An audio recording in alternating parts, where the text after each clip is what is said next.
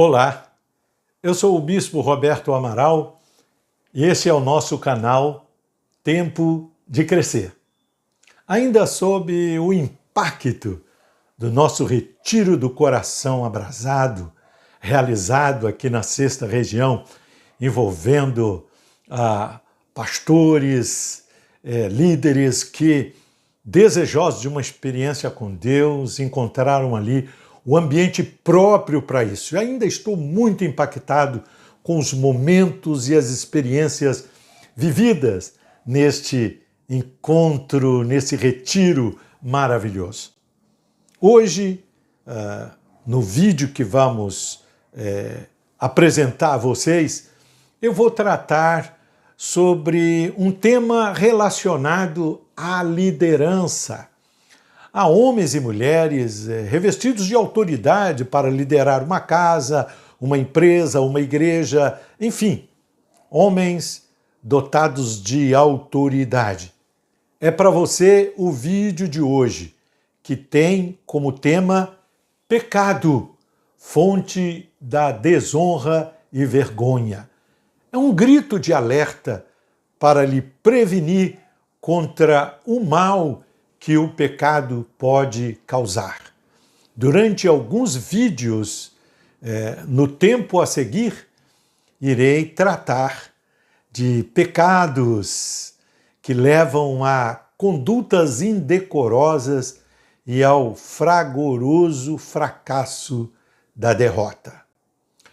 Se você está interessado em ficar comigo e assistir todo este vídeo, te convido que, ao final, se ainda não se inscreveu, se inscreva e divulgue este vídeo entre os seus amigos e os seus irmãos. E no final, não esqueça de deixar o seu like ou o seu dislike. Conto com você. Vamos então ao tema do vídeo de hoje.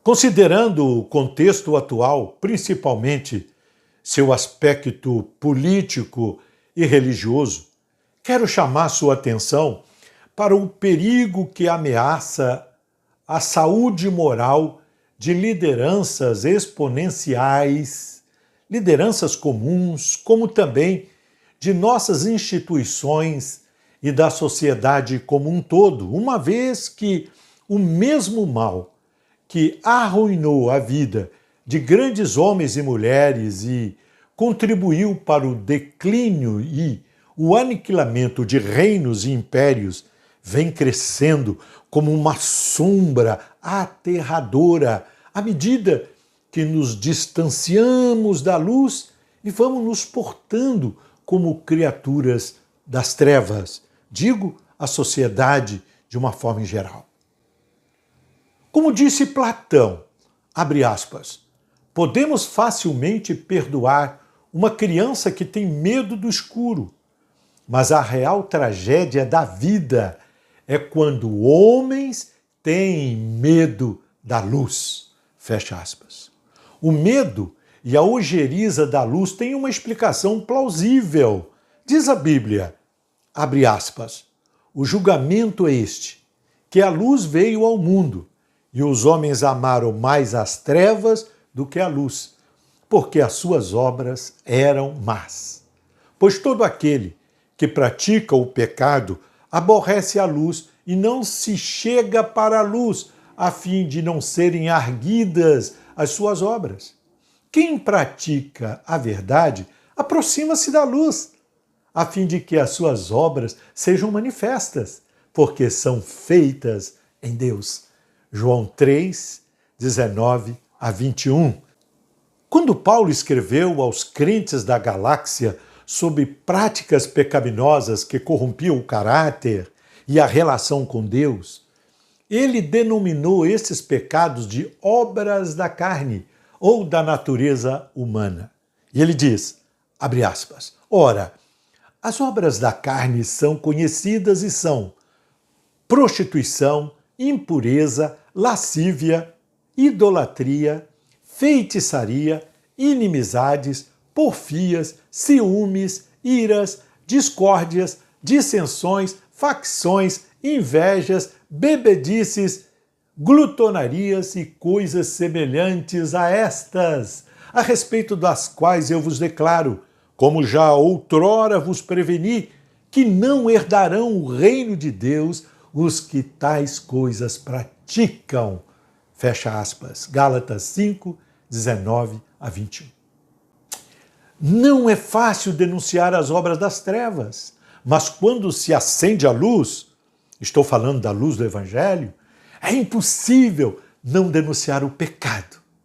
Para facilitar nosso trabalho, vou começar falando daqueles pecados que motivam a adoção dos chamados vícios de conduta, principalmente para aqueles que exercem autoridade e liderança.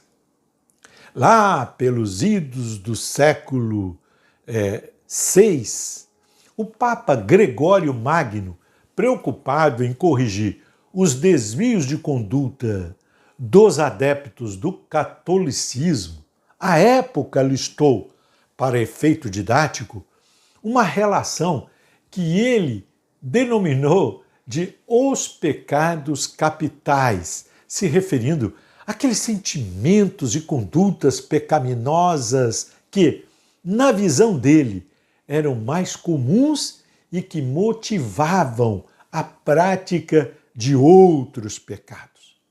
Tomás de Aquino, mais tarde, lá pelo século XIII, aperfeiçoou a lista dos pecados capitais, limitando a 7 pecados, que assim ficaram definidos: orgulho ou soberba,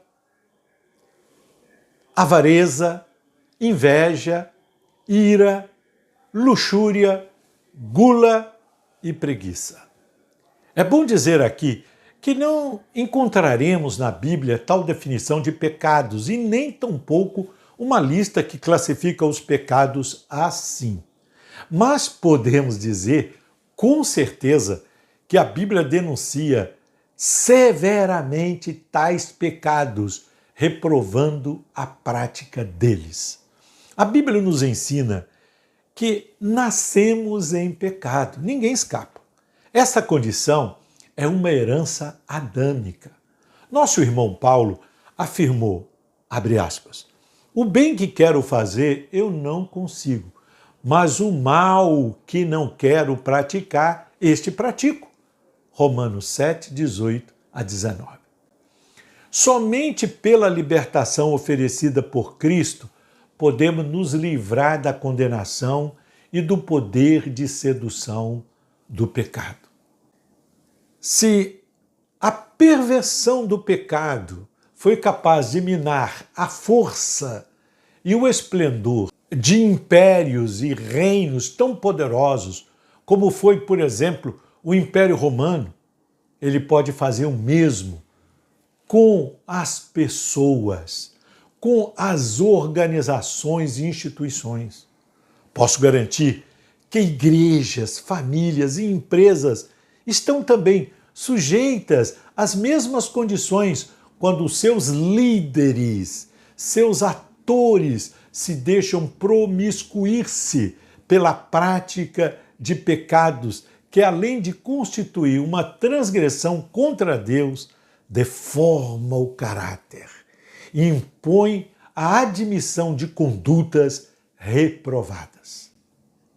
Como na ficção, a criptonita enfraquece e humilha o super-homem, assim o pecado faz na vida de homens e mulheres dotados do potencial de serem grandes líderes, estadistas, heróis e figuras de referência para a sua família, seus alunos, sua comunidade.